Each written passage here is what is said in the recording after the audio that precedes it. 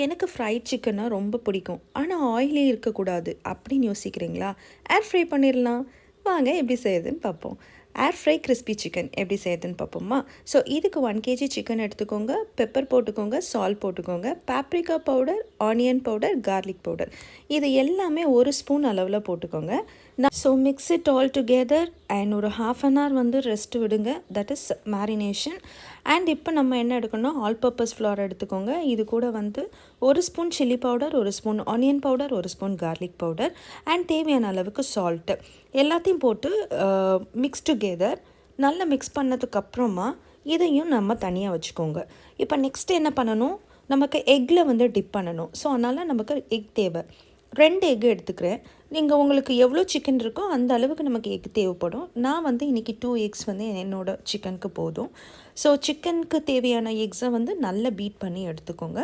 இப்போ பாருங்கள், இந்த ஃபோக் எடுத்து நல்லா இந்த சிக்கனை கொஞ்சம் அப்படி ப்ரெஸ் பண்ணி விட்டுக்கோங்க. அப்போ தான் அந்த மசாலா கீழே இறங்கும். நெக்ஸ்ட்டு இப்போ இதை வந்து டிப் பண்ணி எடுக்க போகிறேன். ஃபஸ்ட்டு இதில் ஒரு கோட்டிங், மைதா கோட்டிங் ஒரு தடவை, நெக்ஸ்ட்டு எக் வாஷ் பண்ணணும். ஸோ எக்கில் ஒரு தடவை ஒரு கோட்டிங் பண்ணிவிட்டு, ஸோ எகைன் வந்து மைதாவில் திரும்பவும் ஒரு கோட்டிங் பண்ணிக்கோங்க. அவ்வளோதான்.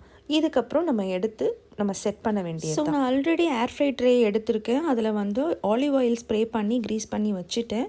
ஸோ நெக்ஸ்ட்டு இந்த சிக்கனை எடுத்து செட் பண்ணிவிட்டு ஒரு 2 டைம்ஸ் வந்து ஆலிவ் ஆயிலை வந்து ஜஸ்ட் மேலே ஸ்ப்ரே பண்ணிக்கோங்க. அவ்வளோதான், நமக்கு ரொம்ப தேவைப்படாது.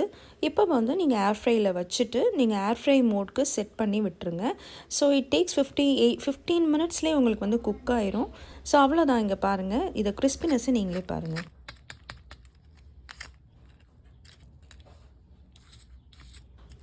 KFC சிக்கன் சாப்பிட்ட மாதிரியே இருக்குங்க. அவ்வளோ டேஸ்டி, ஹெல்தி, சூப்பராக இருக்கும். செஞ்சு பாருங்கள்.